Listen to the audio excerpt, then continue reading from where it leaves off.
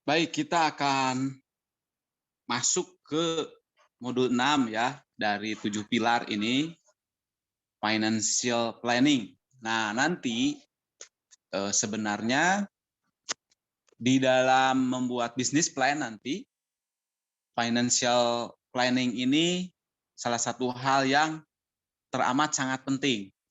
Karena ujung-ujungnya bisnis itu adalah uang, ya. Jadi ya keuangan harus belajar untuk menguasainya. Jangan karena kita di stay di ITB, kemudian masalah uang jadi tidak dipakai alasan untuk tidak menguasai ya. Seharusnya masalah keuangan tidak terlalu sulit dibandingkan dengan ya hal-hal yang dikerjakan ya, kalkulus. Oh, nggak tahu ya, STI belajar kalkulus apa enggak. Oke, baik. Mari kita lanjutkan slide berikutnya. Nah, ini dia. Yang banyak kekeliruan di kalangan mahasiswa STI itu adalah bahwa karena mereka tahunya terkait aplikasi teknis, sehingga dikira dunia semuanya itu yang terpenting adalah yang terkait dengan keahlian dia saja. Nah, itu jadi tolong dipertimbangkan pemikiran yang seperti itu. Kalian itu nanti dalam tim itu menjadi elemen-elemen ya, bukan punya aku yang terpenting, tapi punya tim. Masing-masing memperkuat tim. Dan untuk sebuah rencana bisnis, rencana layanan, uang inilah justru sebetulnya yang terpenting. Nah, oleh karena itu, dari awal ditekankan bahwa yang utama adalah bisnisnya. Nanti teknis itu mengikuti perencanaan dan arahan dari sisi bisnisnya. Nah, di sini 85% gagal di tahun pertama karena terlalu fokus pada pengembangan produk. Padahal produk tidak perlu terus dikembangkan ya sampai absolut sempurna menurut tim. Justru yang paling penting adalah bisnisnya. Marketing nanti. Jadi 4 elemen terpenting dalam bisnis plan itu tentu saja keuangan, kemudian rencana pemasaran, kemudian produknya, dan setelah itu organisasi di belakangnya tim kalian itu. Nah, jadi kita fokuskan bahwa yang kita lakukan ini meskipun ada teknisnya, tapi mindset-nya adalah bisnis. Baik, mari kita lanjutkan. Nah, sebelum membuat aplikasi, penting untuk memahami bagaimana mendapatkan penghasilan terbesar dari investasi. Ini urusannya bisnis nih, investasi dan penghasilan. Apa nilai yang ditawarkan? Ini value proposition nanti kalau di bisnis, atau nanti ada kita bisnis model canvas kita buat. Bagaimana memaksimalkan nilai tersebut. Nilai ini adalah yang dirasakan, yang dipersepsi oleh calon pelanggan dan pelanggan kita. Kemudian bagaimana membuat pelanggan Anda melakukan transaksi berulang-ulang. Aplikasinya boleh saja gratis di awal, tapi setelah itu ada perpanjangan, ada in-app purchase, ada penambahan fitur, dan lain-lain, sehingga ada bayaran. Nah, model bisnis utama sekarang ini pastilah gratis dulu. Ya, kalau enggak begitu repot. Yang gratis aja masarinnya susah. Orang mau instalasi susah. Apalagi kalau harus bayar, belum tentu bagus, sudah minta bayaran. Ya, jadi itu dicamkan. Nah, kemudian setelah itu tim bisnis nanti memperhitungkan bagaimana cara memperoleh pendapatan. Ada cara memperoleh pendapatan yaitu dengan one off ya. Nanti beli sekali upgrade, setelah itu dipakai selama-lamanya. Nah, di mobile app ini memang agak sulit menerapkan sebagaimana aplikasi di PC misalkan ya. Kalau di PC kita membeli Camtasia misalkan, Camtasia 2019. Beli sekali. Nah, ketika mau upgrade, maka diminta bayaran. Kalau enggak, versinya hanya 2019 saja, update-update-nya udah versi berikutnya harus beli lagi atau upgrade. Nah, kalau di smartphone ini harus dicari caranya, karena kalau smartphone kan kebanyakan auto update ya, tanpa harus bayar lagi. Nah, kalau bisa dibuat seperti itu sehingga ketika kita punya versi baru, fitur baru, maka kita bisa minta bayaran yang baru. Nah, caranya yang lain adalah dengan dibuat sebagai fitur. Gitu ya. Jadi ada fitur baru, ditawarkan versi yang baru, upgrade, Pro sama Lite misalkan. Nah, itu bisa menambah pendapatan yang berulang. Oke, yang paling bagus ya kayak game itu pendapatnya berulang-ulang karena itu ada aspek user generated content-nya. Jadi ketika user ingin mendapatkan berbagai macam senjata gitu ya, naik level, naik pangkat dan lain-lain, itu mereka bisa beli. Oke, berikutnya nanti kita lihat ya berbagai macam metode pendapatan berulang-ulang ini. Oke, aplikasi bisnis membutuhkan model bisnis atau bisnis model. Harganya harus tepat. Nah, ini nggak gampang ya, right pricing ini. Di setiap region bisa berbeda. Di Indonesia misalkan 30.000, di Singapura $3 seperti itu ya. Right messaging ini terkait dengan marketing, kemudian right delivery channel ya, kalau kita sekarang delivery channelnya adalah melalui marketplace ya. Kemudian kita pasti harus punya server, misalkan yang gratisan Firebase seperti itu ya, minimum. Jadi ada server side-nya. Tapi kalau udah penghasilannya banyak, tentu saja kita harus punya beli hosting sendiri. Kemudian right target customers ya. Ini nanti akan kita belajar sedikit mengenai marketing. Ada yang 4P, ada yang 7P, ada yang 4C. Ya, itu kita akan pelajari sekilas ya semuanya. Sebelumnya kita sudah tahu bahwa kelompok pengguna itu bisa dibagi-bagi menjadi 5 kelompok itu ya. Ada yang paling awal itu innovator atau pioneer begitu ya. Kemudian ada early adopter seperti itu ya. Early majority, late majority, kemudian laggards yang kayak gitu. Nah, nanti dibagi-bagi lagi itu. Ada psikografisnya, usia, pendidikan, jenis kelamin dan lain-lain ya. Oke, lihatlah ekosistem aplikasi dan bayangkan itu sebagai permainan game ya. Sama seperti game, ada aturan, ada imbalan. Agar kita dapat menuai hasil, maka kita harus terlebih dahulu memainkan bagaimana permainan ini dimainkan. Aturan-aturannya harus paham dulu ya, aturan bisnis. Dan yang 4 tadi, right pricing, right messaging, marketing ini ya, communication, right delivery channel, right target customers itu menjadi sangat penting. Baik, berikutnya.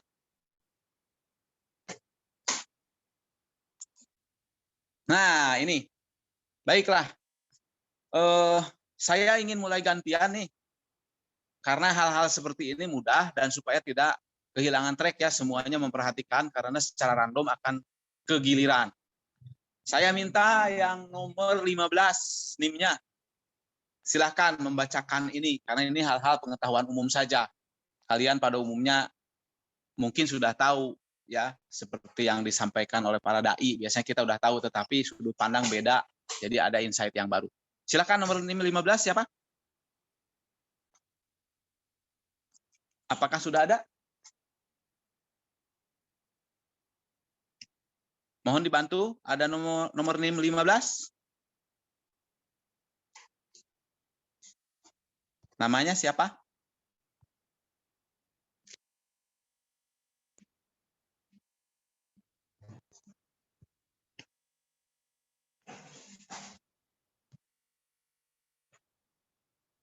(15) tidak ada ya. Kalau begitu turun saja. Ke-14 saja berarti. Zarfa Naida. Silakan dibacakan, diterangkan. Oke. Suaranya kedengeran kan ya, Pak? Ya, kedengaran. Mari kita dengar bersama-sama ya. The truth about building a $1 million app. Nyataannya itu ada 140 miliar dari 1,6% dari 2,5 juta apps. Terus ada juga yang 500 ribu dolar itu sekitar 1,6% apps aja. Terus ada yang kurang dari $500 itu 60% apps. Sama ada yang kurang dari $100 itu 23% apps. Jadi sebenarnya itu banyak aplikasi gagal karena nggak punya strategi yang efisien buat ngehasilin uang sama dapetin pengguna baru gitu.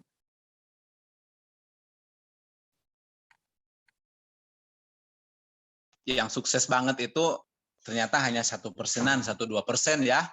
Kebanyakan 60% ya pendapatannya minimal hanya $500 nih. Itu Iya, ya betul. rugi gitu. Oke, kemudian harus memiliki strategi yang efisien untuk menghasilkan uang dan mendapatkan pengguna baru ya, new user acquisition ini. Oke, dilanjutkan berikutnya.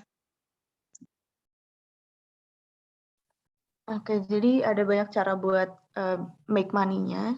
Yang pertama ada paid apps, terus ada freemium juga, sama ada advertising sama subscription. Ini biar pengguna itu mau bayar ke aplikasi kita.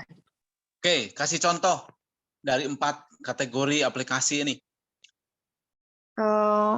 Mungkin kalau yang paid apps itu, misalnya aplikasi-aplikasi yang berbayar gitu di App Store sama Play Store, itu banyak banget. Terus atau enggak, ya kayak gitu. Kalau yang freemium itu mungkin lebih ke Meskipun yang banyak banget, ngejual. tapi kasih contoh dulu. Sejak Oh, kapan PDF? mungkin paid app yang kayak apa yang berbayar. Biasanya yang video editor gitu, tapi yang bagus-bagus gitu sih, Pak. Sebutkan.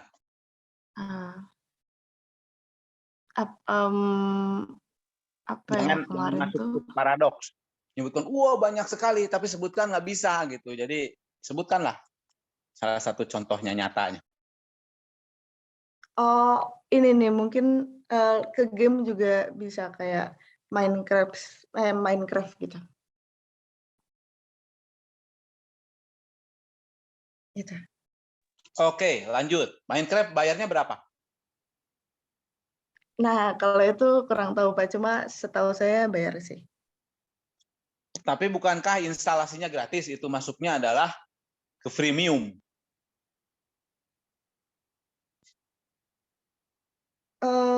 Kayaknya sih bayar di Play Store gitu sih Pak. Coba dicek di HP-nya. Minecraft, coba bayar dari awal nggak? Berapa harganya?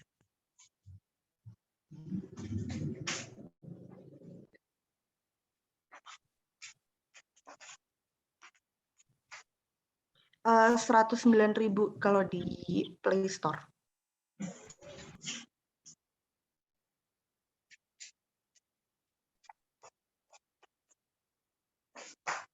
Harganya berapa? 109.000 Pak. Oh, jadi dari awal udah harus bayar itu ya?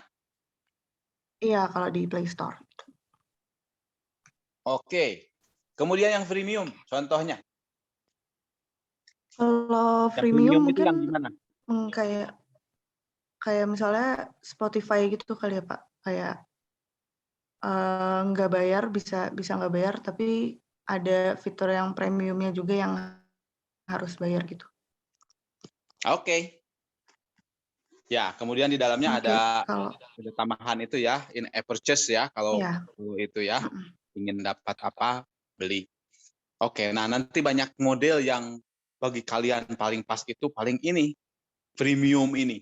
Mungkin juga advertising boleh juga, tapi itu harus banyak dulu usernya biasanya. Oke, silakan dilanjut. kalau yang advertising kayak sosmed gitu sih Pak. Jadi kayak banyak iklan di dalam yang bikin pengguna bayar gitu. Oke. Kemudian subscription.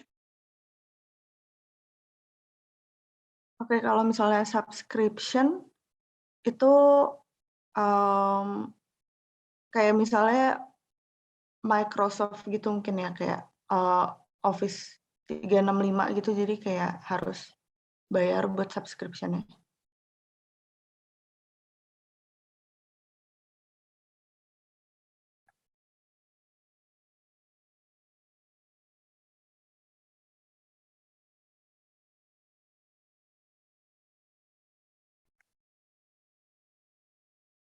Baik.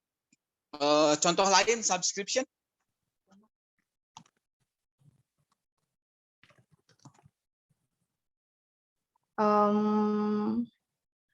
Netflix bisa sih, Pak.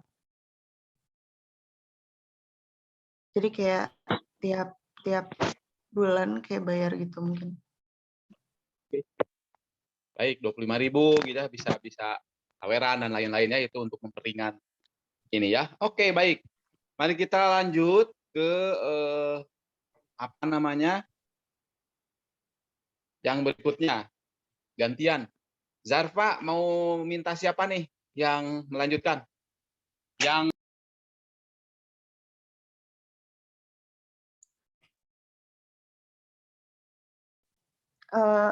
Terserah Bapak aja, Pak. Anda yang milih, silakan. Orang yang ganjil pilih satu orang. Oh, harus yang ganjil. Ini aja deh, Aska Alia. Halo, Pak. Oke, ini langsung dibacain aja, Pak. Ya, langsung dibacakan dan diterangkan, dikasih contoh ya. Oke, jadi gimana sih aplikasi bisa ngasilin duit? Nah, misalkan tadi dicontohin sama Zarfa, kan ada aplikasi premium sama ada yang udah paid apps gitu. Jadi bayar di awal kayak pas mau download kayak misal, jadi kalau mau download harus langsung bayar gitu. Terus ini ada quotes gitu, uang besar tidak didapat dari unduhan awal. Ini mungkin dari pengalaman orang kali ya, Pak. Karena kalau misalkan bayarnya cuma di awal, dia kayak kurang gitu retention-nya. Jadi mungkin kalau menurut saya lebih profitable yang premium tadi gitu sih, Pak, karena dia harus subscription gitu. Contohnya misal kayak tadi yang kayak dicontohin Zarfa kayak Spotify, terus mungkin YouTube Premium, Netflix, dan lain-lain gitu sih, Pak.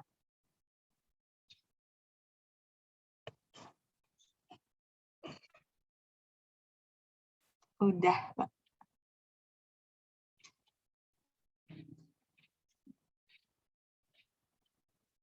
Halo.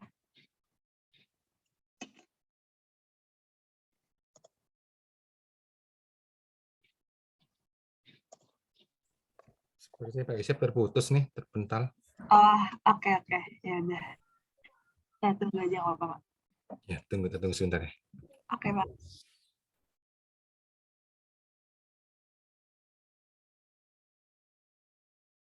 Halo, mohon maaf saya terputus. Oke, yang paid apps ini sudah tahu ya. Ini ya harus aplikasi yang benar-benar sudah banyak usernya dan sudah sticky ya, sudah adiktif gitu ya, banyak penggunanya. Nanti bisa bergerak, kita juga bikin yang gratisan dulu, nanti bikin versi bagus, dinaikkan levelnya atau bikin yang pro-nya. Yang itu untuk iklan-iklannya aja, yang pro-nya suruh beli gitu. Oke, yang berikutnya next. Oke, terus berdasarkan pengalaman ternyata banyak pengembang pembuat aplikasi atau developer yang membayangkan kalau misalkan ini kayak downloadersnya gitu deh. Misal pengunduhnya ada 0,5 juta, terus satu app harganya $1,99. Jadi dia mikirnya dapat profit $1 juta. Tapi dipotong 30% sama Google dan Apple karena naruh aplikasi di Play Store dan App Store gitu. Nah, konsepnya biasanya nggak jalan gitu karena yang pertama aplikasi gratis melimpah. Mungkin kan jadi usernya lebih bakal nge-prefer download yang gratis, ngapain download yang berbayar gitu. Sama yang satunya boleh di-scroll dikit. Oh ya, kelihatan dan bukan pendekatan yang paling menguntungkan gitu. Kenapa kayak harus ngumpulin $1 di awal ketika kita bisa ngumpulin 10 sampai $100 dari waktu ke waktu. Jadi secara kontinu gitu. Nah, itu ya pemikiran pentingnya itu gitu. Jadi mendingan nanti terus-menerus dengan memberikan layanan yang baik, manusia itu kebanyakan orangnya baik kok gitu. Ketika kita kasih sesuatu yang valuable bagi mereka, membantu menyelesaikan masalah-masalahnya, membuat hidupnya lebih bahagia, mereka otomatis akan simpati secara sadar atau enggak. Jadi ketika kita membuat yang bagus, mereka juga ada keinginan untuk membayar gitu ya. Oke, baik, dilanjutkan. Next. Oke, terus selanjutnya konsep buat aplikasi premium adalah 90% dari semua downloadan dari aplikasi itu di app.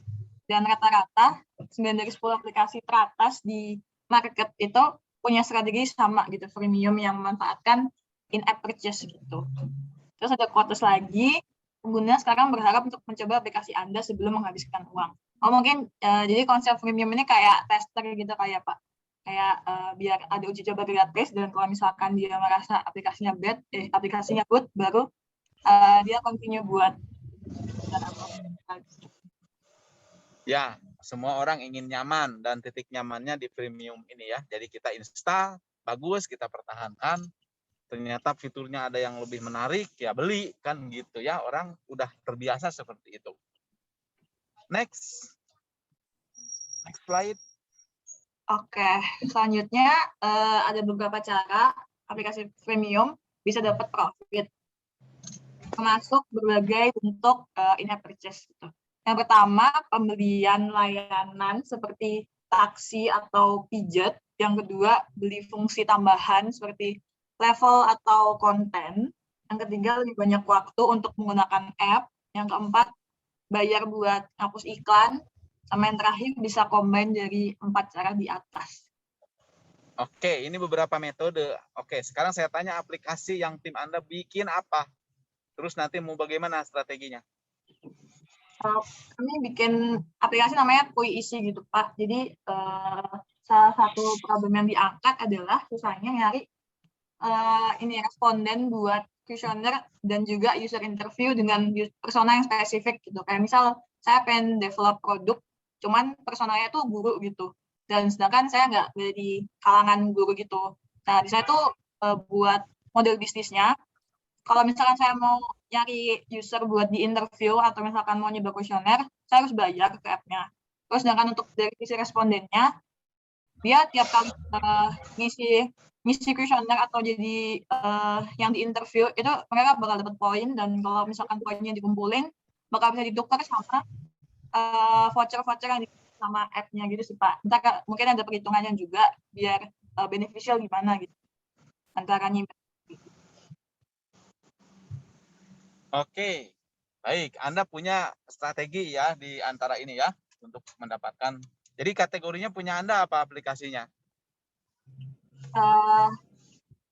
Premium. Premium juga? Ya. Baik. Oke, coba berikutnya. Kita akan minta bantuan yang lain. Nah, ini ya, advertising rada banyak juga ya.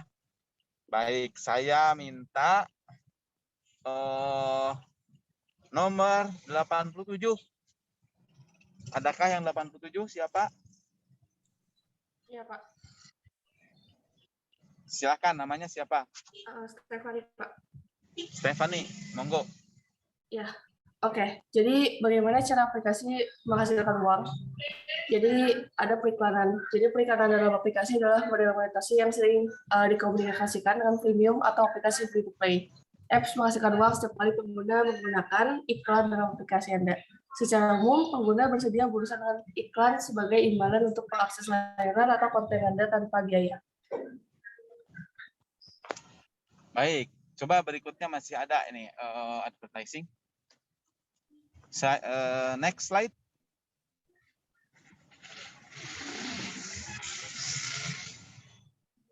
Nah, ini ya. Ada banner ads. Oke. Contohnya sekarang. Oke, yang jadi kalian tahu. Ya, yang Stephanie tahu.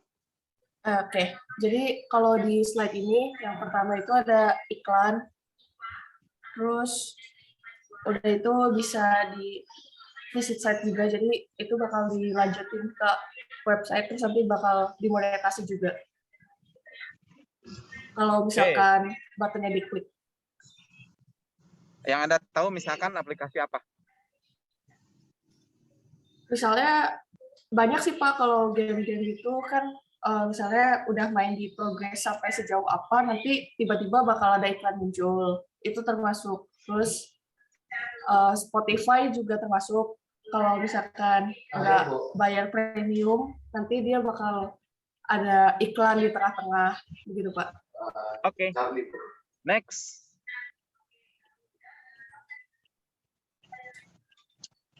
Nah, ini. Silakan. Oke. Berikutnya itu ada iklan yang munculnya satu layar gitu. Jadi biasanya iklan yang satu layar ini menghasilkan uang lebih banyak daripada iklan banner karena mereka mengharuskan pengguna untuk berinteraksi dengan iklan dengan mengklik tombol X untuk menutup. Oke. Tapi ini memang mengganggu ya gitu. Jadi ini kadang-kadang ada juga yang melebihi batas kesabaran pengguna yang akhirnya dia uninstall sama sekali bukannya beli gitu ya. Jadi ini ada risikonya karena sangat apa namanya ya? Sangat interfering gitu ya. Sangat intrusif gitu, mengganggu. Nah, ini harus berhati-hati lah, jangan terlalu intrusif. Berikutnya, next. Kita habiskan yang iklan ini ya. Silakan, ada 2 nih. Oke, jadi berikutnya itu dari Media Ads. Jadi iklan media kaya ini menampilkan video atau memutar audio ke pengguna. Penelitian telah menunjukkan bahwa iklan media kaya kualitas dapat menjaga perhatian pengguna selama 40-50 detik. Nah, terus Misal, jangan dulu. misalnya, Nah, contohnya. Oke. Misalnya mungkin ini bisa kayak YouTube gitu, Pak. YouTube kan kalau misalkan video orang pasang ads gitu, itu bisa ada yang sampai berapa menit gitu. Oke, kalau aplikasi nih, jangan aplikasi YouTube tapi. Aplikasi. Twitch, Pak, mungkin.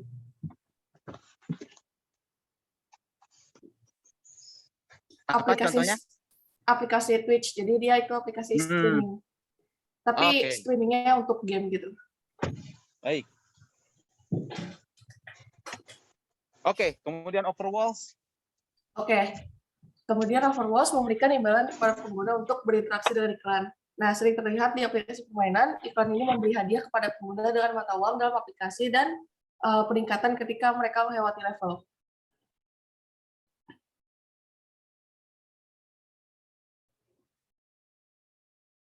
Contohnya, kasih contoh. Kalau yang saya tahu, Overwatch ini mungkin sering juga sih, Pak, di game. Kayak banyak gitu, Pak. Cuman kalau untuk aplikasi kayak yang lebih memberikan fungsionalitas gitu, jarang gitu sih, Pak.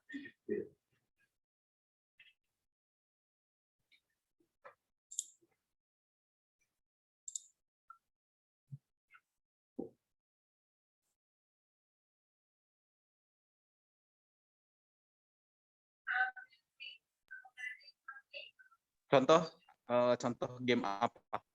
Overwatch.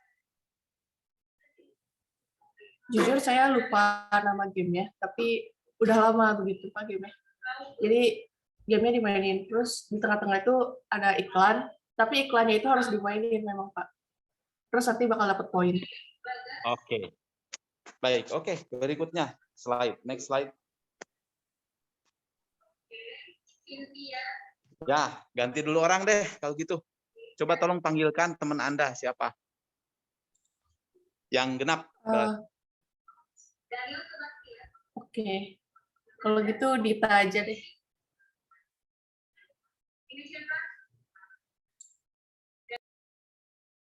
Halo, Pak.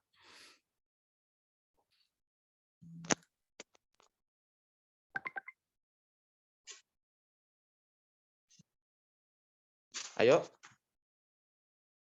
Oke, jadi kalau misalkan yang ketiga itu channel subscription yang membayar untuk memperoleh konten atau fitur-fitur eksklusif.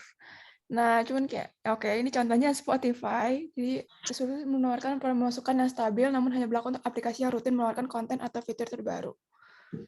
Udah ada contohnya sih Pak, Spotify. Jadi kayak Selain Eh, Spotify tapi apa? selain Spotify. Gimana, Pak? Kalau selain Spotify apa? Subscription ya? Oh,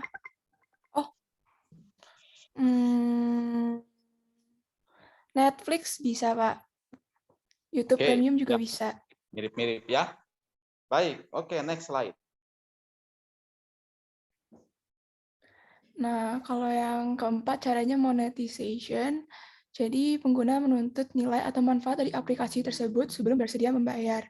Pengguna tidak akan tertarik untuk membayar jika tidak diimbangi dengan perkembangan positif dari keterlibatan pengguna. Mungkin Ya, ini berikutnya dulu biar jelas. oke. Next slide. Nah, jika pengguna tidak merasa terikat dengan suatu aplikasi, mereka tidak akan tertarik untuk membayar lebih hanya untuk sebuah fitur tambahan dari suatu aplikasi. Masa depan dari sebuah aplikasi adalah bagaimana membangun sebuah hubungan jangka panjang kepada pengguna dan menyediakan sebuah nilai yang berkelanjutan. Ketika pengguna suatu aplikasi mulai merasa terikat, maka mereka dengan sendirinya akan bersedia untuk membayar lebih untuk sebuah fitur tambahan dari suatu aplikasi. Oke. Next slide dulu. Oh ya udah, ternyata ya monetisasi ini. Ya sebenarnya monetisasi ini tadi itu ya, bahwa pengguna itu mayoritas tuh orangnya baik gitu, pasti apresiatif. Memang ada beberapa pasti yang nggak baik ya, yang ingin gratis terus malah membajak. Tapi kebanyakan orang tidak begitu, apalagi di negara maju ya. Jadi sebenarnya dengan memberikan value yang maksimal, banyak cara yang akan diberikan oleh para pengguna untuk membeli atau memberikan uang kepada aplikasi kita. Oke, mari kita bahas sekarang the law of wealth ini. Silahkan dilanjutkan dulu.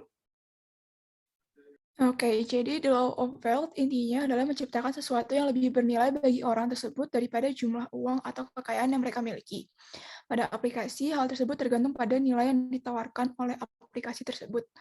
Untuk memperoleh aplikasi yang bisa menghasilkan keuntungan yang besar, cukup dengan menawarkan sesuatu yang lebih bernilai daripada jumlah kekayaan yang disimpan oleh pengguna aplikasi tersebut.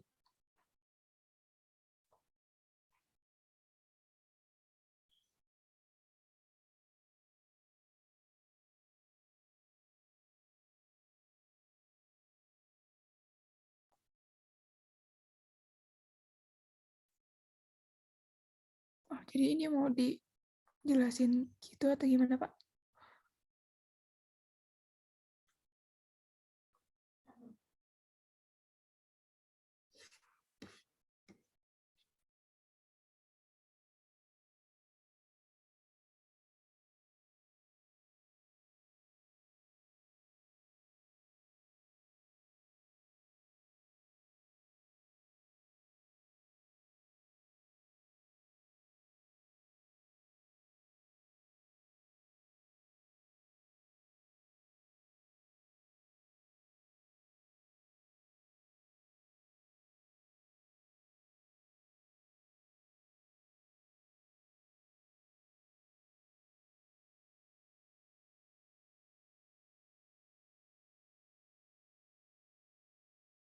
Sorry. Ya, silahkan dijelaskan. Kalau nggak jelas, bisa minta teman yang sekiranya dapat bantu menjelaskan. Beri contoh.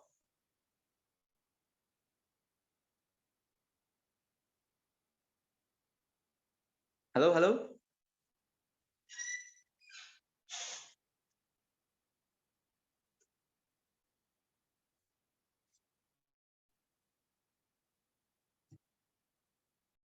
Oke, bentar.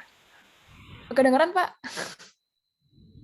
Ya, coba dijelaskan dan beri contoh. Kalau belum bisa menjelaskan dan beri contoh, bisa ngajak satu teman untuk bantu. Oke. Ini aku nangkapnya gini sih, Pak. Maksudnya kayak yang aku paham ya, Pak. Jadi kalau dia bilang menciptakan sesuatu yang lebih bernilai bagi orangnya daripada jumlahnya. Mungkin kayak aplikasi-aplikasi yang mungkin bisa buat investasi gitu, yang mungkin kayak dia jadinya bisa menggandakan uang yang dia miliki dan jadinya lebih dari jumlah uang yang mereka miliki. Mungkin kayak aplikasi investasi kayak Bibit kayak gitu.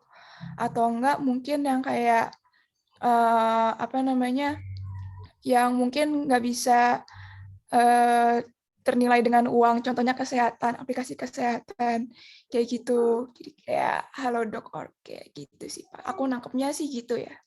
Oke, coba slide berikutnya dilihat dulu. Next slide. Oh, enggak, beda lagi nih. Oke, yang barusan aja ya, the law of wealth. Baik, saya ingin nanya dulu satu teman Anda.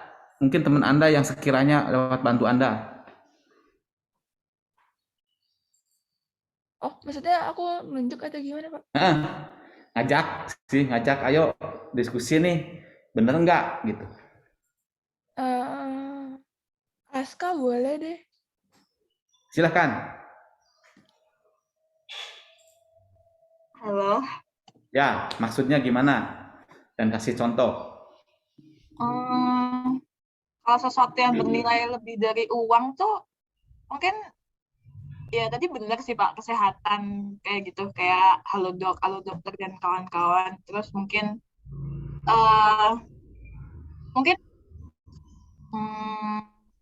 apa ya Pak, kayak bingung sih jujur Pak. Oke, gini contohnya nih. Kalian punya uang, misalkan ya, kalian punya uang katakanlah 15 juta. Nah, kalian ini adalah katakanlah ojol gitu. Nah, bagi ojol itu uang 15 juta jauh lebih tidak berharga dibandingkan kalau dia membeli motor. Motor itu harganya 15 juta. Sama. Tapi bagi dia motor itu value-nya jauh lebih tinggi daripada setumpuk uang. Karena dengan value motor tadi, meskipun uangnya dibelanjakan, uangnya jadi nggak ada, yang ada jadi motor, justru dia merasa lebih kaya dengan punyanya motor itu. Apalagi si motor ini bisa selain untuk memenuhi keperluan keluarganya, tapi juga bisa mendapatkan penghasilan. Nah, seperti itu, sama dengan aplikasi. Aplikasi ini kita misalkan ya suka membuat video dan alat-alatnya nggak punya, hanya punya smartphone. Maka meskipun ada aplikasi harganya 50.000, katakanlah Viva Video Pro gitu. Nah, bagi dia 50.000 itu uang nggak seberapa dibandingkan dengan value yang dia dapatkan dengan membeli lisensi untuk instalasi aplikasi Viva Video Pro misalkan gitu. Karena dengan membeli itu dia bisa mendapatkan pendapatan yang jauh lebih banyak. Ya, tidak terbatas pada kesehatan, value apapun sebetulnya. Kita sebagai inovator itu bertugas menciptakan sesuatu yang seperti itu, yang bagi banyak orang itu punya nilai tertentu gitu. Nanti makanya ada pricing point itu. Di nilai tertentu itu mayoritas orang merasa ini aplikasi layak nih ditukar dengan uang 10.000 misalnya ya. Di atas itu orang jadi mikir. Nah, itu the law of wealth itu. Ya, jadi meskipun uang seseorang itu dibelanjakan, tapi justru dengan punya sesuatu dia merasa lebih kaya, merasa lebih valuable karena bisa banyak manfaat yang dia peroleh, termasuk mendapatkan uang yang lebih banyak. Gitu ya, jelas ya? Oke, yang berikutnya. Jelas, Pak. Nah, ada lagi nih value ladder nih, Azka. Silahkan. Nanti kalau bingung bisa nyolek lagi biar ada kawan untuk diskusi. Oke. Terus yang keenam ada value ladder, yaitu kunci untuk memaksimalin profit dengan membawa usernya ke proses yang lebih bernilai atau bermanfaat secara tujuan utamanya biar dapat prospek untuk memilih penawaran termahal Anda. Gimana? Coba. Contohnya yang tadi kali ya Pak, instrumen investasi kayak sekuritas, kayak Ajaib, iPod, Bibit gitu kali ya Pak. Soalnya kayak manfaatnya continue gitu buat investasi jangka panjang. Oke. Contohnya apa? Oh, itu tadi Pak, bibit ajaib kayak Mbak Reksa. Aplikasi apa itu? Sekuritas. Oke, ya tidak banyak teman kalian yang tahu mungkin itu ya. Bukan kripto, bukan robot ya. Bukan. Oke, baik. Saya ingin nanya yang lain deh. Ingin memberikan contoh yang lain soalnya. Oke, saya akan minta nomor 100. Siapa nomor 100?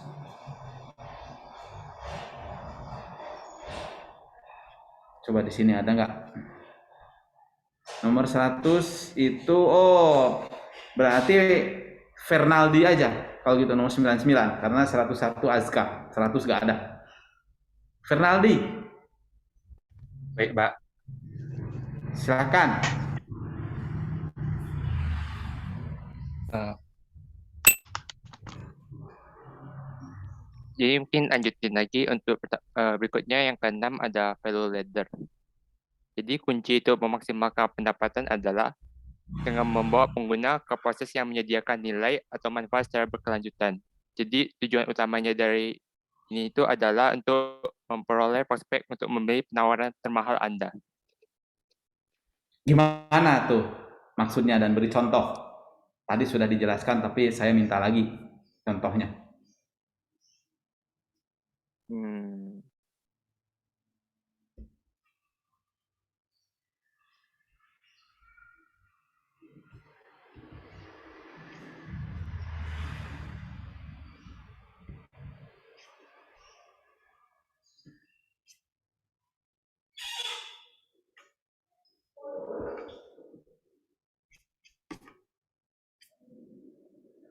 Perlu bantuan? Nah, boleh sih Pak, biar lebih yakin. Siapa yang Anda minta bantuan?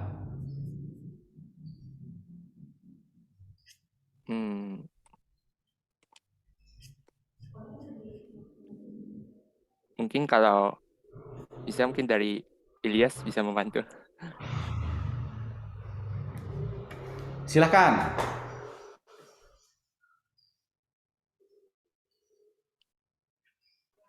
Hadir, Pak. Baik. Gimana tuh value ladder?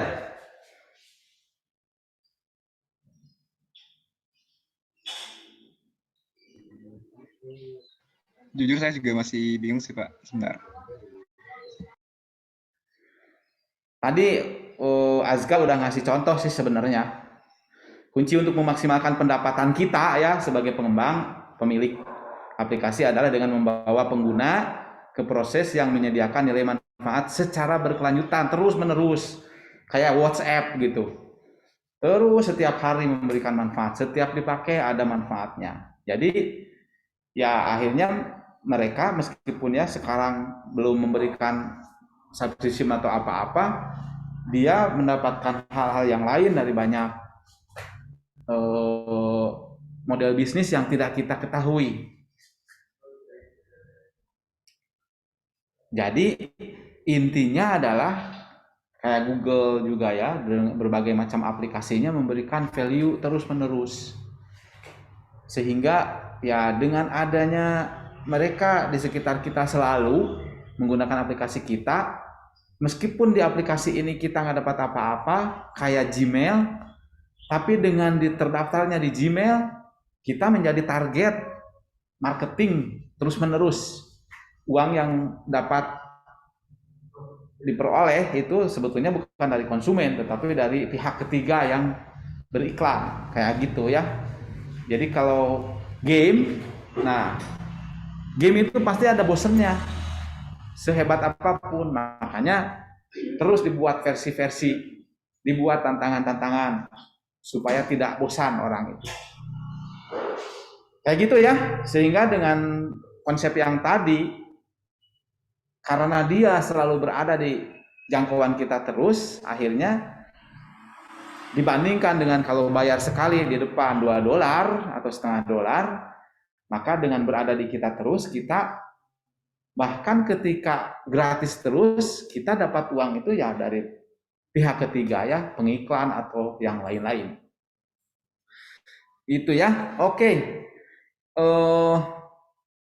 Kita adakan dulu ini ya, presensi dulu, Teh Atina. Nanti akan lanjutkan biar saya yang share screen, dia bisa melanjutkan pekerjaan yang lain. Kita adakan ini dulu ya, presensi dulu. Yang hadir sedikit nih, cuma 83, mungkin banyak yang liburan hari kejepit nih. Untuk presensinya sudah saya buka, Kak, dengan view course. Ini sudah ada yang mengisi juga untuk yang presensinya. Ya, silahkan. Kelas 01, kemudian kelas 02, dilihat dulu ya presensinya. Kalau merasa udah hadir tapi belum tercatat, ya cerita saja.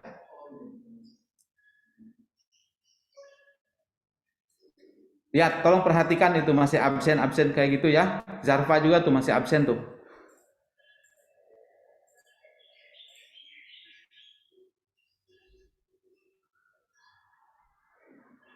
Silahkan melakukan presensi dulu ya. Refresh page. Ctrl Shift R misalkan ya.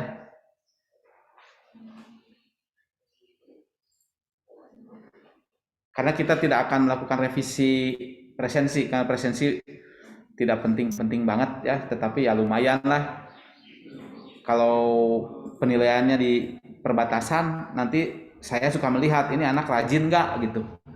Kalau ternyata jarang rajin, oh ya sudahlah, tidak akan ada pertimbangan untuk naik nilai ya. Oke, presensi sudah.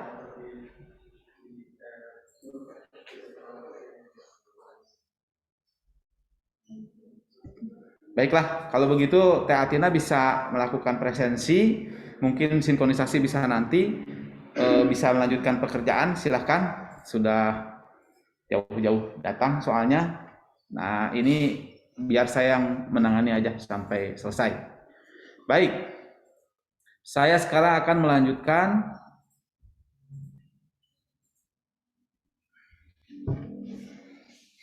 share screen-nya.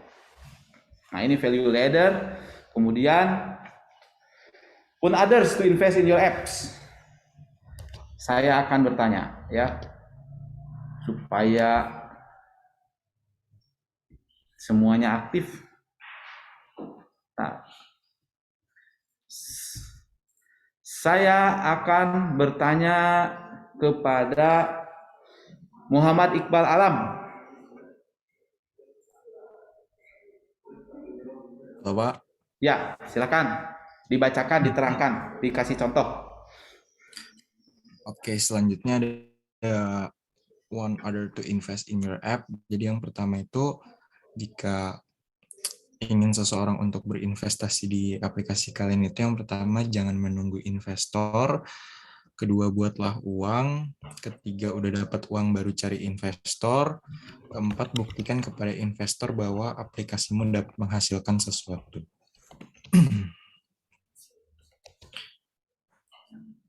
Oke, jadi gimana tuh? Nanti termasuk yang punya kalian ini aplikasinya.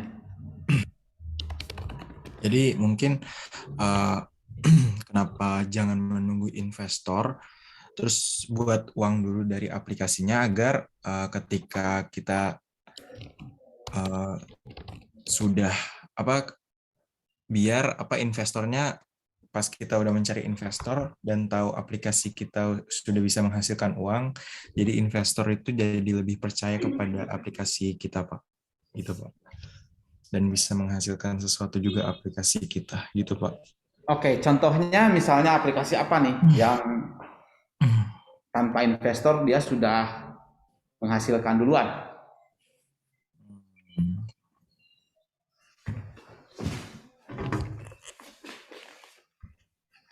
Mungkin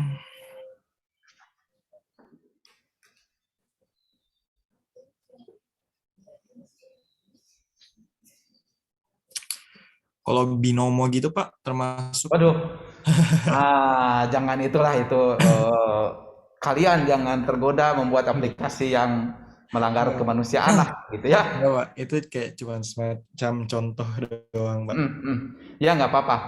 Contoh, tetapi kalau urusan perjudian yang kayak gitu sih memang banyak setannya ya, pasti selalu banyak peminatnya. Iya Pak. Jadi contohlah yang jangan yang begitu. Contohnya yang lain. Oke.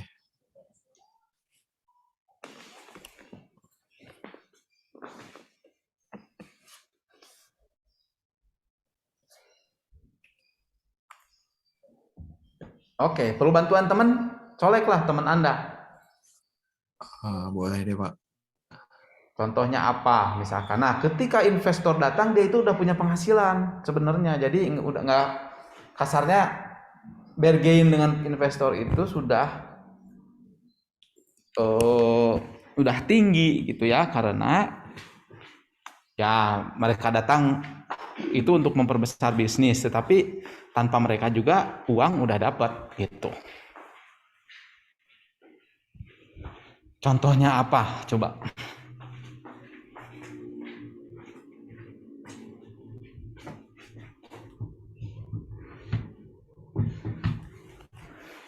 Cari teman kalau gitu, kelamaan mikirnya. Oke Pak.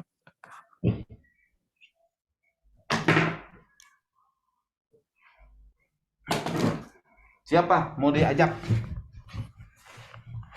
Pandu boleh Pak. Silakan. Iya Pak.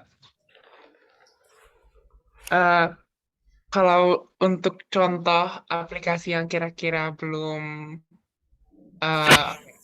investasi itu sudah booming, tapi intinya yang udah bisa menghasilkan uang, tapi sebelum investasi, saya sebenarnya pribadi agak lupa Pak. Kalau nggak salah saya pernah baca cerita bahwa ada sesuatu aplikasi gitu yang dia tuh kayak karena konsepnya itu dia terkenal itu, dan dia kayak promosinya di sosial media atau publikasi itu sangat bagus sehingga reputasinya udah bagus banget. Baru setelah itu investor tuh ngerti tahu ada aplikasi itu dan mereka mau investasi. Tapi saya lupa aplikasinya apa. Jadi jujur saya agak lupa, agak kurang tahu juga. Ya, harus nyari-nyari nih. Sebetulnya yang kemarin saya tunjukkan juga ya, yang kasir pintar itu, kalau mendengar ceritanya itu juga mereka tanpa investor dulu udah menghasilkan uang. Nah, ketika investor datang, itu jadi lebih besar lagi bisnisnya. Banyak sebetulnya ya startup itu modelnya seperti itu. Misalkan yang punya kakak kelas kalian itu yang Kazi itu juga sama. Mereka nyari-nyari proyek segala macam, dikerjakan, setelah itu investor datang.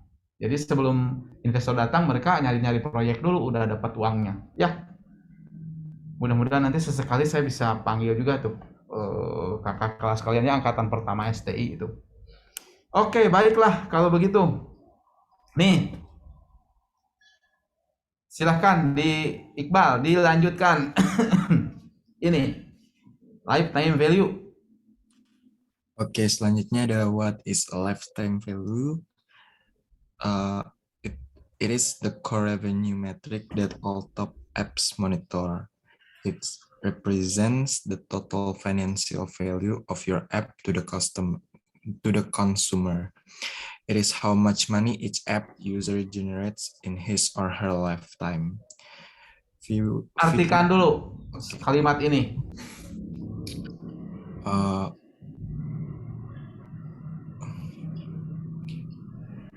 Jadi apa namanya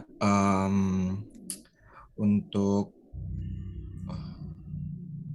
karena LTV ini akan dipakai terus nih ke depan nih. Jadi ini harus ngerti semuanya.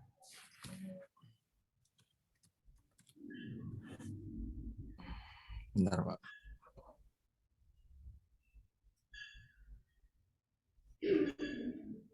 Jadi untuk lifetime value itu yang sesuatu yang semua aplikasi itu Oke, temennya kalau gitu yang tadi bantu poin 1.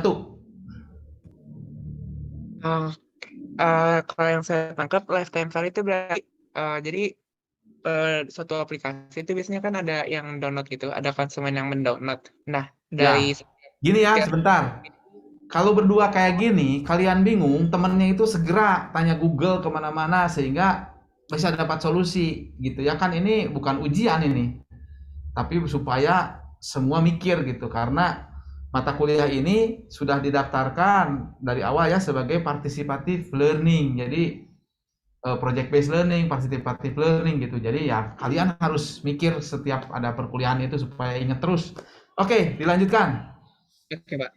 Jadi nanti dari setiap konsumen aplikasi ini, nanti di data gitu, berapa banyak uang yang telah dihabiskan oleh konsumen ini di dalam aplikasinya. Jadi aplikasi itu apa ya? Maksudnya setiap aplikasi ada pendataan rata-rata konsumen di aplikasinya itu menghabiskan uang sebanyak apa selama dia masih menggunakan aplikasinya.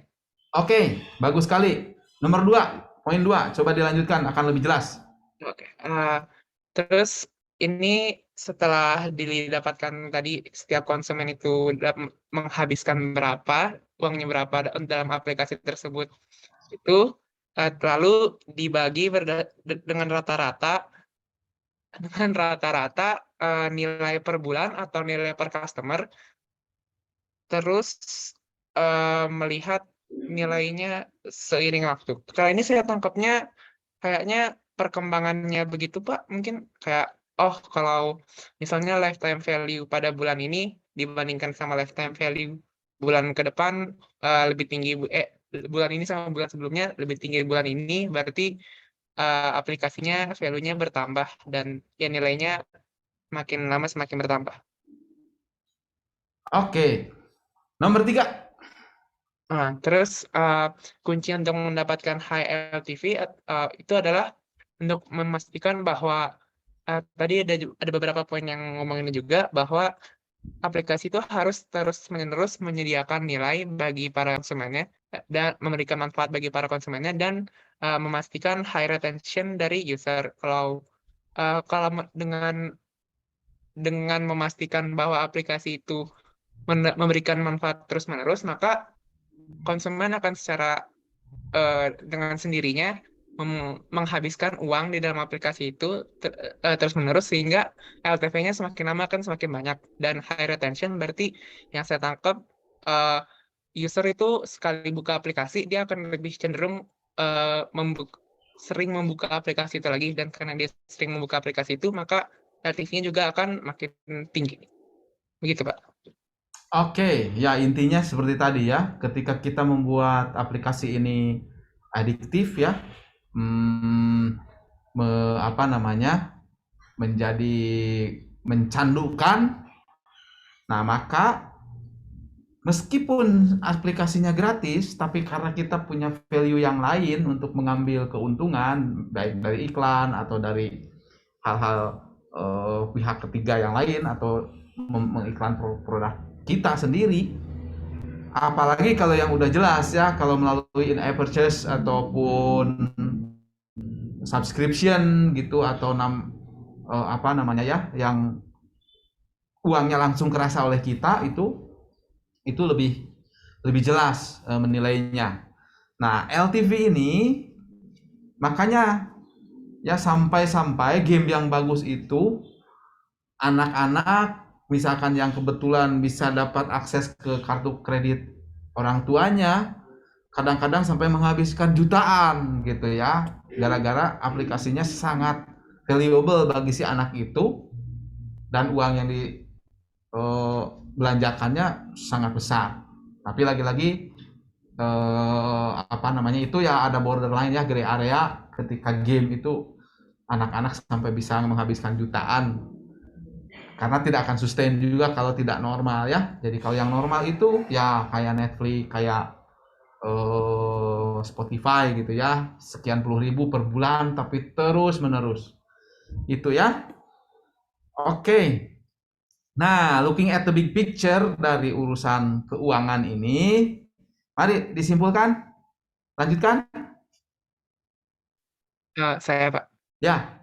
Oke, berarti kalau dari look at the big picture, jadi pertama-tama first transaction is not real money. Kalau ini saya tangkapnya berarti dalam aplikasi mobile app, transaksi pertama tuh bukan uang asli. Ya. Karena kita mau ngasih freemium, mau ngasih gratis misalkan. Terus? Ya, terus dari itu di know how much customer have a lifetime itu saya nangkepnya kayak pendapatan yang bisa didapatkan, prediksi yang pendapatan yang kira-kira bisa didapatkan dari konsumen-konsumen aplikasi kita. Terus know what much you can pay to acquire, mungkin itu biaya yang diperlukan untuk menjalankan aplikasi dari sisi bisnis, dan setelah pendapatan dikurang biaya ini dapat value-nya, dan nanti value ini bisa digunakan untuk menyediakan fitur-fitur tambahan atau produk-produk baru lainnya. Mungkin begitu. Oke, ini misalkan ya yang sangat jelas itu aplikasi kayak e-commerce ya, Tokopedia, Traveloka kayak gitu. Ini terus bertambah sehingga mereka menyebutnya super apps karena di dalamnya banyak mini app ya. Facebook juga ada mini game kayak gitu. Tapi kalau yang sangat jelas adalah semacam Tokopedia gitu, marketplace. Itu udah jelas-jelas. Makanya ketika seseorang berhasil menciptakan hal tersebut, termasuk yang belakangan Halodoc gitu ya. Nah, itu dia kita akan kembali lagi belanja segala macam di sana. Itu yang perlu kita pikirkan dan aplikasi yang kalian bikin itu. Saya tanya sekarang ini terakhir nih. Ya. Oke. Silakan disampaikan dan saya mau nanya tentang aplikasi Tim Anda. Silakan. Oke, berarti ya maka dari itu model revenue dari aplikasi itu yang pertama tingkatkan konversi penjualan. Itu saya nangkepnya dari orang yang menggunakan aplikasi nanti berapa banyak yang akhirnya beneran menghabiskan uang beneran. Terus tingkatkan harga dan penawaran aplikasi premium, berarti ya biaya untuk aplikasi premium itu frekuensi penjualan per pengguna kurang lebih mirip sama yang nomor 1, dan keempat itu tingkatkan penawaran produk, mungkin tingkatkan reach dari aplikasi. Ya. Oke, itu ya nanti sebetulnya analisisnya ini bisa lebih mendalam. Kayak timnya Tokopedia gitu, timnya Traveloka itu analis keuangannya di belakang bagaimana membuat si pengguna ini terus-menerus dijaga value-nya supaya tetap betah dan supaya sebanyak mungkin belanja dengan aneka tawaran yang menarik produk ya. Nah, itu salah satunya ketika mereka sticky, mereka ketagihan, nggak dihapus aplikasinya, itu berbagai macam penawaran itu sudah bisa terus dilakukan. Jadi meskipun mereka nggak bayar apa-apa, tapi sebenarnya mereka udah bayar iklan, gitu ya. Karena kita bisa memberikan, kita sendiri atau pihak ketiga menawarkan iklan-iklan penawaran produk. Oke. Saya tanya sekarang aplikasi Anda, sama nggak aplikasinya dengan Iqbal? Kayaknya agak berbeda, Pak. Beda tim? Iya. Oke, aplikasi Anda apa, tim Anda?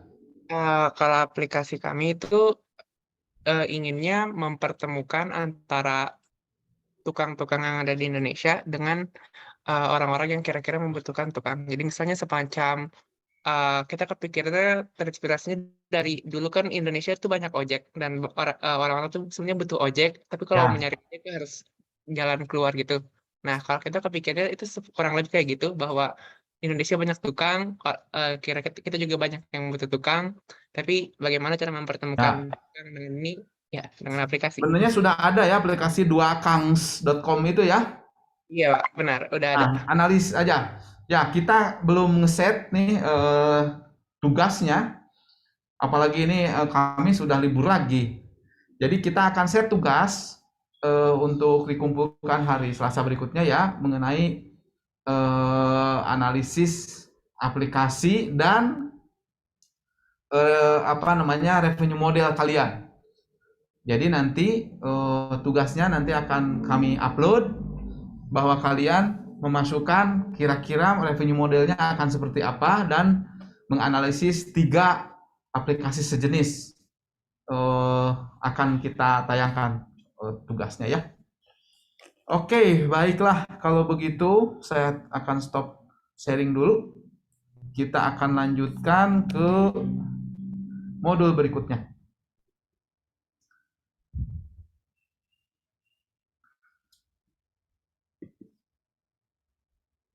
Nah, ini bahasan. Baik.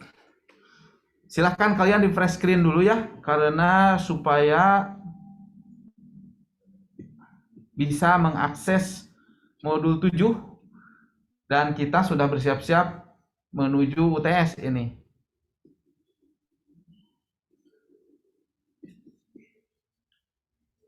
Ini adalah pilar terakhir, measuring sukses terkait dengan analitik ya. Oke.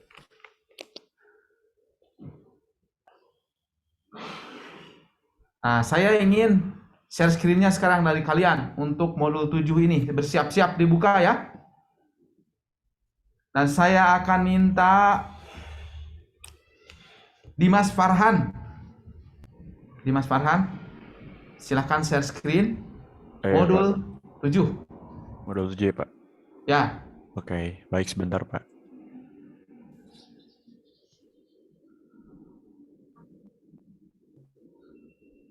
Pakai kuota atau wifi nih? Oh, saya pakai wifi kok, Pak. Insya Allah. Oke. Apakah sudah terlihat, Pak? Sudah, masih kecil. Saya zoom. Apakah sudah terlihat? Jadi kita masuk ke pilar ke-7. Pilar yang sangat 7 pilar penting. Ya, mari. Pilar ke-7 adalah mengukur kesuksesan kita. Silakan, Dimas. Baik, Pak.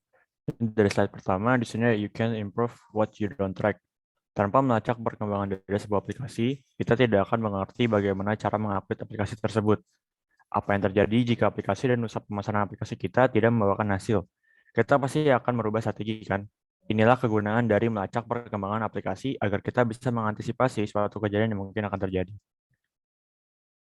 Mungkin kalau yang di sini yang saya tangkap itu, Pak, jadi kalau misalkan kita sudah membuat sebuah aplikasi dan dari usaha sebuah bisnis kita misalkan di aplikasi tersebut, itu jangan asal kita kayak upload ke Play Store dan kita diemin gitu.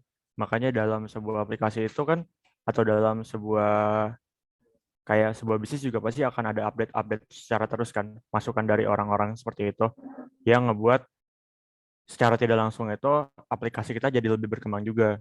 Jadi kayak misalkan ada komentar dari orang seperti aplikasi ini desainnya kurang gini. Jadi agak kesulitan untuk melakukan suatu hal. Nah, dari hal tersebut itu kita bisa jadikan improvisasi di dalam aplikasi kita supaya aplikasi kita lebih user friendly. Mungkin seperti itu, Pak. Baik. Oke, lanjut next. Yang kedua, optimize or become irrelevant. Dalam sebuah hasil penelitian, Uber mendapatkan bahwa ketika customer mengutamakan aplikasi Uber, maka mereka mau menunggu hingga kendaraan sampai pada lokasi customer. Data itu didapatkan pada tahun 2013, di mana customer mau menunggu 12 menit. Pada tahun 2014, customer hanya mau menunggu 8 menit sebelum order dibatalkan. Lalu untuk Uber, jika mereka tidak melacak hal ini, maka itu akan mengakibatkan kerugian yang sangat besar. Uber meningkatkan UX agar tetap bersaing dan memiliki customer. Jika mereka tidak mempersingkat waktu driver menjemput customer, maka customer akan berubah ke aplikasi lain. Oke, kalau di kasus ini itu saya nangkepnya di Uber ini itu lebih fokus ke aplikasinya kan, Pak. Dibandingkan dari customer ya. Padahal target utama dari Uber itu harusnya customer, karena sumber pendapatan mereka juga dari customer gitu-gitu. Nah, di sini itu mereka nggak mau ningkatin gimana caranya supaya orang-orang ini bisa dapat driver dalam waktu cepat. Karena kan kita juga nggak tahu kebutuhan orang-orang, mungkin ada dia pakai Uber karena dia terburu-buru harus ke suatu tempat dalam waktu yang cepat gitu kan. Jadi kalau misalkan aplikasi Uber ini itu bisa menimbul kerugian yang besar dikarenakan dia bakal bisa kehilangan banyak sekali customer atau pengguna dari aplikasinya dikarenakan layanan yang ditawarkan oleh Uber ini tuh sangat lamban dan tidak memuaskan. Seperti itu, Pak. Oke, next. Udah cukup jelas ya contohnya ya. Oke. Don't be lazy, test like crazy.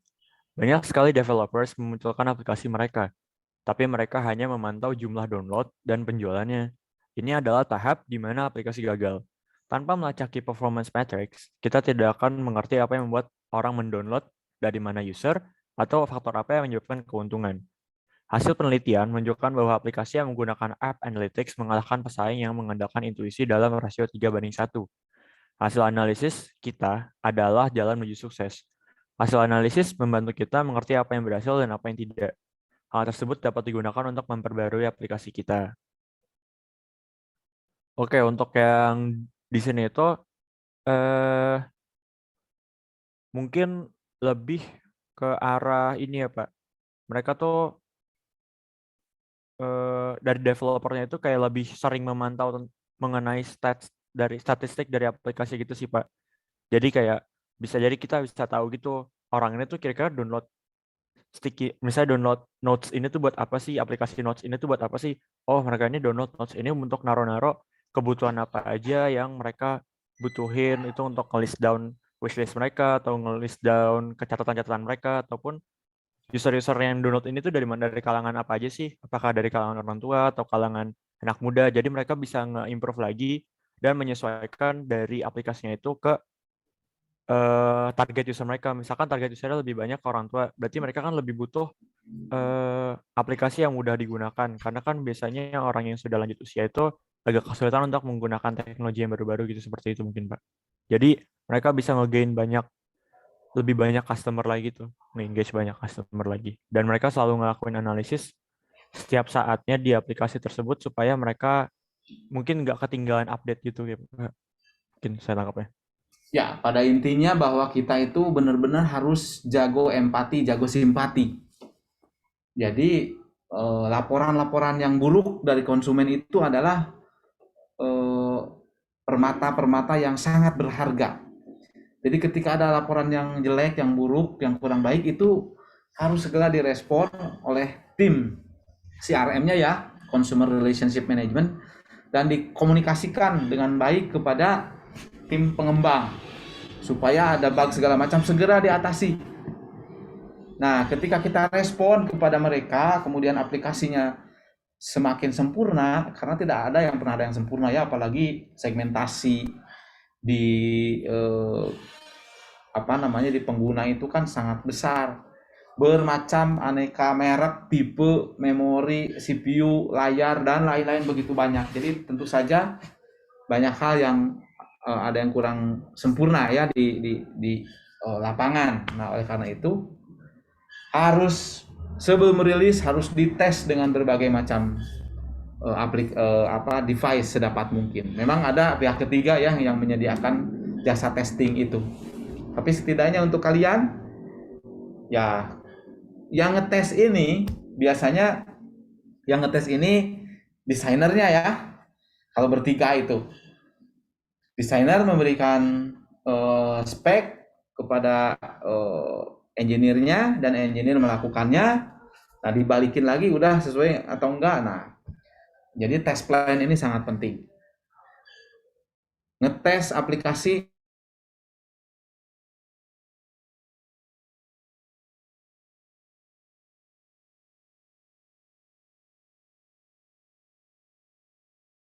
bisnis hanya hobi atau development itu setelah menyelesaikan aplikasi merasa sudah selesai, padahal itu baru 1/5 jalan gitu ya. Yang 4 jalannya itu justru hal-hal yang lain ya, termasuk yang testing yang banyak. Itu ya. Jadi di sini mindset nih sangat penting nih kalian nanti ketika mau melakukan ini di kuliah ini, apalagi kalau di masyarakat. Next. Ada lagi ya, Pak? Ya. Oke. Ini Mac Oke, kalau begitu kita ganti dulu deh. Tapi nggak apa-apa ya, share screen dulu ya. Oh ya nggak apa-apa. Oke, saya mau bertanya kepada Gisela Ivenita. Halo, Gisela. Apa? Silakan.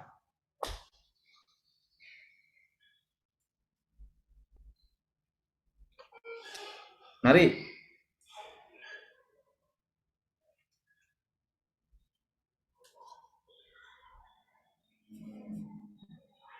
Gisela monitor.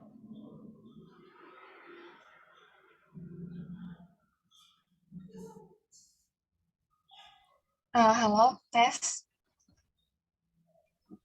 Ya, Suara saya silakan. masuk nggak ya, Pak? Halo? Silakan.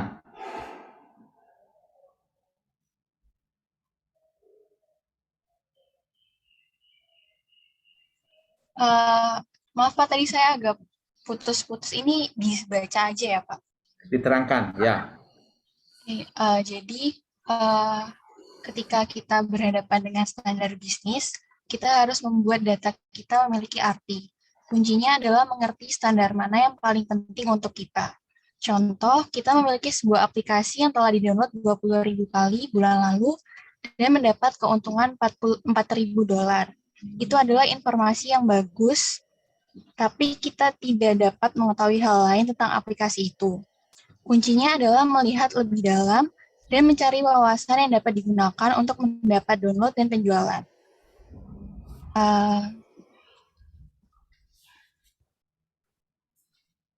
Gimana jadinya?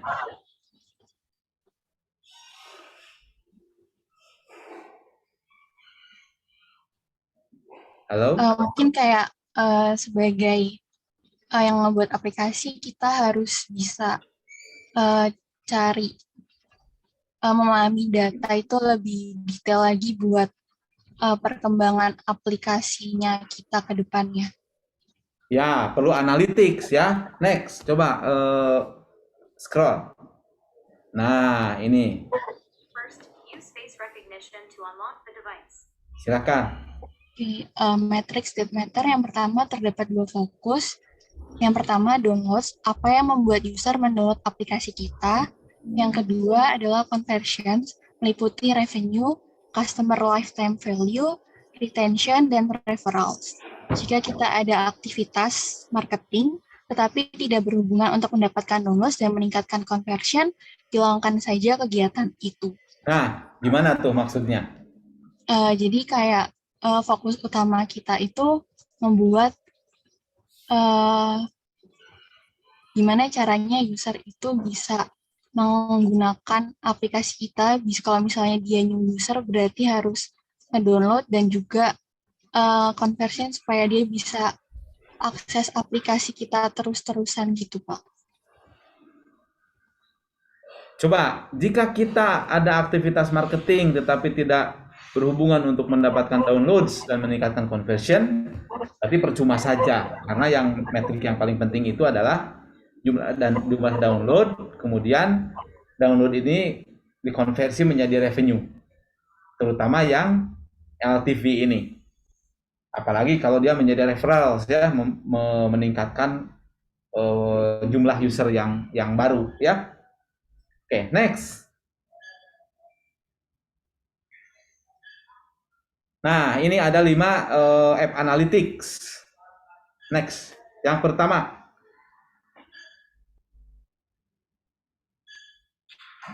Kebaca nggak tuh tulisannya? Nah, itu gambarnya tuh. Jadi dari itu mengerucut gitu. Nah, silahkan.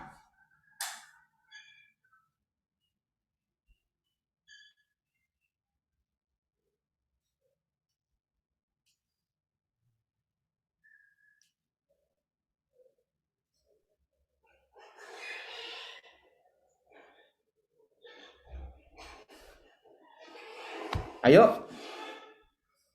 5 matriks yang sangat penting ini ya. Halo, tes. Jadi suara saya masuk ya, Pak? Ya. Yang pertama ada acquisition, jadi dari mana sih download aplikasi. Jadi downloader kita itu berasal. Yang kedua, activation. Apakah user benar-benar menggunakan aplikasi. Jadi kita ngelihat mungkin seberapa sering user yang nge-download itu nggak cuma nge-download doang, tapi juga pakai aplikasinya. Terus yang ketiga, retention itu apakah user akan kembali lagi. Jadi kalau misalnya pertama kali dia download, mungkin di awal-awal dia akan explore, tapi kan belum tentu dia bakalan di selanjutnya bakalan buka aplikasinya kita lagi. Terus yang keempat, referral itu apakah user berbagi aplikasi. Ini terkait sama rekomendasi user buat kayak apakah user mau ngerekomendasiin aplikasinya ke teman atau kerabatnya. Terus yang kelima itu lifetime value, berapa uang yang kita keluarkan untuk mendapatkan satu user. Nah, 5 ini ya, saya ingin dapat contohnya karena ini sangat penting nih, 5 key matrix ini. Oke, saya ingin mendapat pencerahan yang berikutnya, yaitu dari Christopher. Baca lagi ini ya, 5 key matrix. Mungkin setelah baca ini lihat dulu yang halaman 8. Nah, yang halaman 8. Monggo. Christopher? Ya, Pak. Boleh ke halaman 9. Jadi di acquisition itu kan yang paling awal. Jadi download kita berasal dari mana, itu persentase paling banyak. Nah, ini bolak-balik 89, slide 89 nggak apa-apa, Pak? Nah, kalau Anda mau sendiri lebih baik share screen sendiri ya. Saya belum buka filenya, Pak. Jadi mending kayaknya biar lebih cepat aja, Pak. Buka saja. Nah, jadi ya udah balik 8. Jadi acquisition itu yang persentase pengguna paling banyak yang nge-download. Habis itu dari persentase tersebut, beberapa persennya dari situ tentu ke bawahnya yaitu activation. Di sini itu yang benar-benar menggunakan ya kalau nggak salah, yang dari 9, itu bisa dibaca sendiri. Nah, terus dari acquisition yang benar-benar menggunakan itu kita otomatis dapat revenue kan. Cuma revenue itu pun tergantung, cuma nggak mungkin semuanya revenue-nya sama. Jadi beberapa persen dari activation tersebut. Kemudian setelah kita dapat revenue, user yang sudah membeli produk kita atau menggunakan produk kita itu bisa menggunakan produk kita lagi. Nah, itu namanya retention, di mana user menggunakan produk kita kembali, berapa persen aja. Kemudian dari user yang udah seneng nih sama produk kita karena dia udah retention-nya udah tinggi, udah bolak-balik gunain produk kita, dia rekomendasiin ke temennya, ke saudaranya, ke orang-orang di sekitarnya. Nah, itu cuma beberapa persen lagi. Jadi dari referral sampai dari acquisition itu persenan paling banyak, terus user beberapa persen sisanya yang benar-benar udah loyal itu yang referral aplikasi kita gitu, Pak. Oke, nah baiklah, sudah difahami lah semua ya bahwa ini nih yang paling penting, dan ini ada tools-toolsnya, ada layanan-layanannya.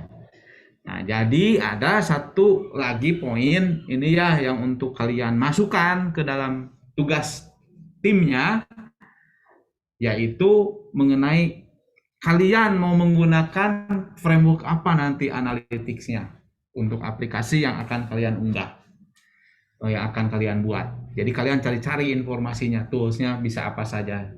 Bahkan toolsnya itu lebih dari sekedar 5 informasi ini, 5 data ini ya.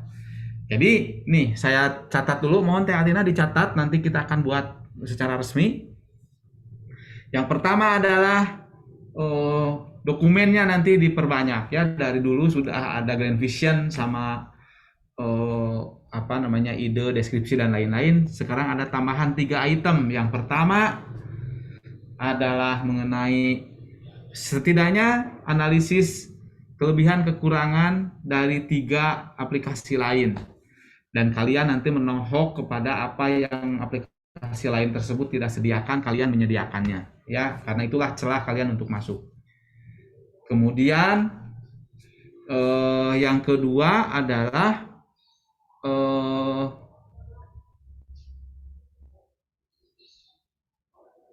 revenue model, mau seperti apa? Nanti mau mendapatkan keuangannya dari mana? Caranya, ya. Kemudian yang ketiga mengenai analytics framework ini, nanti mau menggunakan tools apa? Kalian cari-cari dulu informasinya untuk aplikasi kalian, nanti masukkan ke dalam dokumennya. Dokumennya berupa PDF, nanti diunggah, gitu ya. Deadline-nya adalah hari Senin jam 21 malam, ya, jam 21.00. Ada seminggu, dan saya sudah woro-woro sebenarnya hal ini dari beberapa minggu yang lalu. Ya, sekarang akan diresmikan, silahkan disiapkan. Bobotnya 10% dari nilai keseluruhan. Oke, baik. Saya kira hari ini sampai di sini dulu, kecuali jika ada yang bertanya. Kemudian dari sisi presensi silahkan dilakukan itu bagi yang belum. Jadi kita tidak akan bertanya-tanya lagi. Kalau tidak respon ya berarti memang begitulah presensinya. Pak Zulham akan ada yang disampaikan dulu? Boleh Pak. Tidak ada ya? Boleh, mau nunjukin demo aja Pak sebentar gitu. Silakan Pak. Sambil itu presensinya ya diperhatikan dari para mahasiswa. Nah, silakan, yang dulu, Pak. Yang dulu terakhir saya demokan itu untuk iOS gagal ya. Nah, ini sudah bisa. Contoh aplikasi untuk ini aja. Nah, sudah kelihatan Pak ya.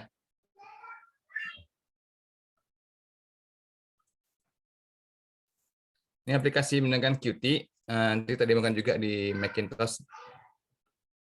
Ini jalan untuk Windows.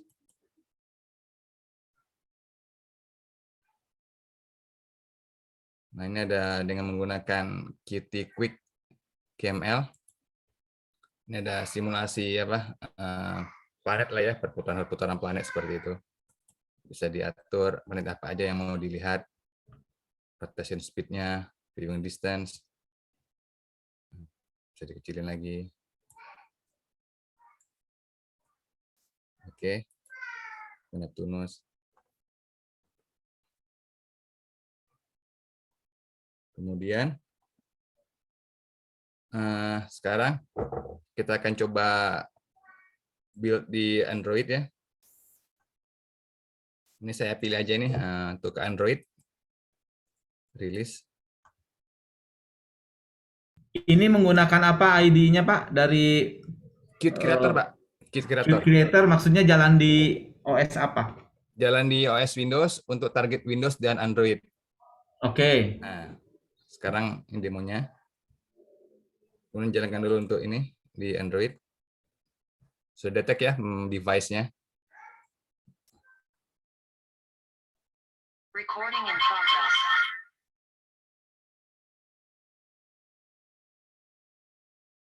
Dan saya stop share dulu.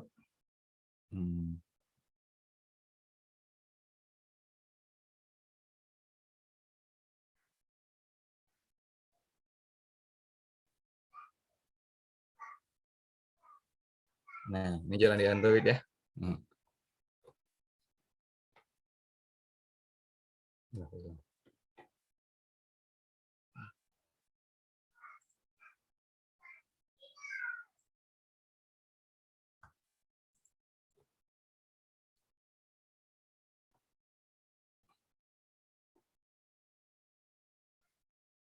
Oke. Ya, oke, ini aplikasi yang dibuat ya? Ya Pak, contoh dari ini aja Pak. Kalau ingin lihat dari ini aja, dari welcome, nanti pilih examples. Di sini banyak contoh-contohnya. Oke. Nah, welcome examples, ini banyak salah contohnya. Silakan aja mau explore sesuai dengan apa aplikasi yang ingin teman-teman bikin. Nah, ini di Android ya, sudah. Ini saya coba di macOS Pak sekarang. Baik, silakan. Ya, stop share dulu. Oke. Saya juga sudah login ini di Macintosh. Share screen. Nah, ini di Macintosh Pak. Cuman agak lambat Pak, karena di perangkatnya lama ini. Ya, perangkatnya sudah tua ya, Ya, dari agak lambat ini. stay, tapi ya lumayan lah Main Pak. untuk Yang penting menunjukkan bisa. bahwa ini bisa cross platform gitu. Ya, Apalagi yang luar biasa buat Qt itu untuk industri sebetulnya ya. ya. Untuk peralatan-peralatan mobil, kereta gitu ya. Tapi untuk mobile juga bisa Ya, digunakan juga jadi Pak. benar-benar cross platformnya benar-benar kemana-mana gitu, tidak hanya terbatas di mobile smartphone saja. Ya. Oke, ini untuk iOS Simulator sudah ada. Yang dulu ternyata belum saya install SDK-nya. Yang demo terakhir ya beberapa minggu lalu belum diinstal. Nah, sekarang udah diinstal, muncul sekarang kitnya di sini. Nah, tapi di sini nggak jalan Pak di simulator. Tapi kalau aplikasi yang lain jalan, maksudnya simulasinya ini lambat sekali. Ya terlalu tua itu. Iya, ini. Nanti sesekali kalau itu ya harus ke kampus ya, kita pakai Mac gitu, yang lebih mudah. Ya, yang baru. Ya, saya punya pribadi gitu, nanti bisa dicoba. Ini juga sedang nyoba Unreal nih. Ya ini Pak pakai iPhone iOS 10 ya. Sekarang udah iOS 15 kan yang baru-baru ini. Ya. Nah ini pakai iOS 10. Nah sudah jadi. Tapi udah setidaknya sudah bisa lah terlihat di sini. Oke.